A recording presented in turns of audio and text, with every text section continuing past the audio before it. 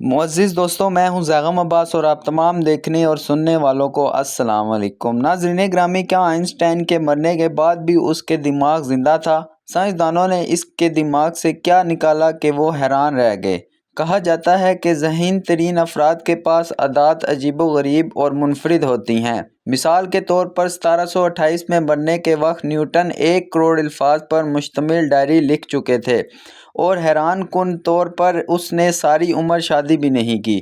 शवाहिद बताते हैं कि नालायक और लायक अफराद में फ़र्क की वजह 40% माहौल होता है, क्योंकि रोज़मर्रा की आदत इंसानी दिमाग पर गहरे असर अंदाज होती है और सोच की तश्कील में अहम किरदार अदा करती है। और अगर ज़हानत की बात की जाए तो आइंस्टाइन की ज़हानत को सारी दुनिया जानती है, यहाँ तक कि इसकी ज़हानत से मुतासर होकर साइंसदानों ने इसके दिमाग और आंखें भी निकाल दी ताकि इन पर रिसर्च की जा सके। आज की इस वीडियो में हम यही जानेंगे कि इस साइंसदान की आंखें और दिमाग कहाँ है और इसकी वो कौन सी अजीबो-गरीब आदत थी जिन्हें आज मजाक समझा जाता है।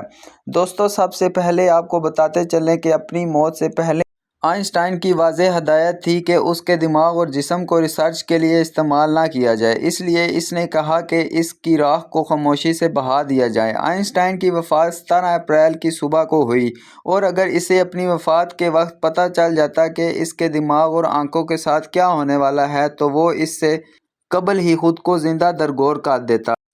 इसकी वफ़ात के बाद डॉक्टर थॉमस हर्वी नामी पैथोलॉजिस्ट, जो कि उस रात हॉस्पिटल में ड्यूटी पर था, एक अजीम साइंसदान के दिमाग चुरा लिया। डॉक्टर हर्वी का कहना था कि वो जानता था कि उन्हें ऑटोप्सी की इजाज़त दी और इसके ख्याल था कि दिमाग को बाद में रिसर्च के लिए इस्तेमाल किया जाएगा।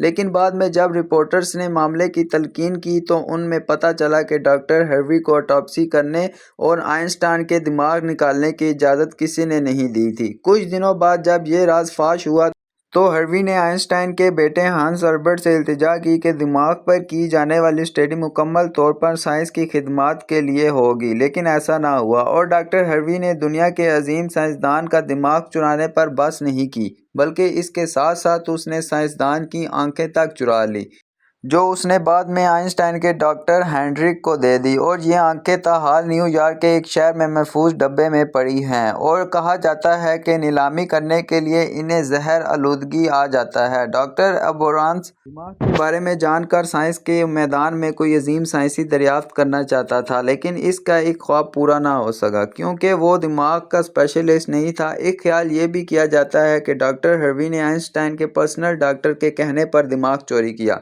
लेकिन वो दिमाग अपने घर ले गया और इसके 240 टुकड़े करके महफूज करके तहखाने में छुपा दिए।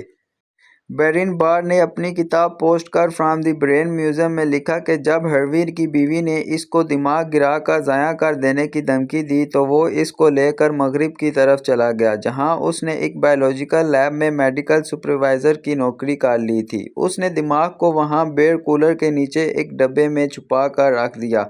फिर वो वहाँ से मसूरी चला गया और अपने फारिग वक्त में दिमाग की स्टडी करता रहा। वहाँ एक 3 रोज़ा इम्तिहान में नाकाम होने के बाद 1988 में इसका मेडिकल लाइसेंस जब्त कर लिया गया, लिहाजा वो दोबारा सेंसस लौट आया और प्लास्टिक की एक फैक्ट्री में मुलाजमत शुरू कर दी, जहाँ वो अपने दोस्त विलियम ब्रोस को दिमाग के बारे में कहानियाँ बना बना कर सुनाया करता था कि वो दिमाग का हिस्सा करके दुनिया भर में रिसर्चर को भेजता है। इस तरह ब्रोस ने लोगों के सामने शाखी बिगाड़नी शुरू कर दी कि वो जब चाहे आइंस्टाइन का दिमाग का टुकड़ा हासिल कर सकता है। 1988 में अमेरिकी सहाफ़ी स्टीवन लीवी ने आइंस्टाइन के दिमाग दोबारा ढूंढ निकाला और उसने एक फैलोजिस्ट का पीछा किया और एक आर्टिकल में लिखा कि उसने आइंस्टाइन के दिमाग ढूंढ लिया है। उसने डॉक्टर हर्वी से कहा कि वो आइंस्टाइन के दिमाग के बारे में एक कहानी लिखना चाहता है, जिस पर डॉक्टर ने पहले तो उसकी मदद करने से इनकार कर दिया, लेकिन बाद में उसने बड़े फ़ख्र से बताया कि वो दिमाग पर एक अजीम स्टडी कर रहा है। लेकिन ये एक झूठ था क्योंकि 25 साल बाद भी ऐसी कोई चीज़ मंजरे आम पर नहीं आई थी।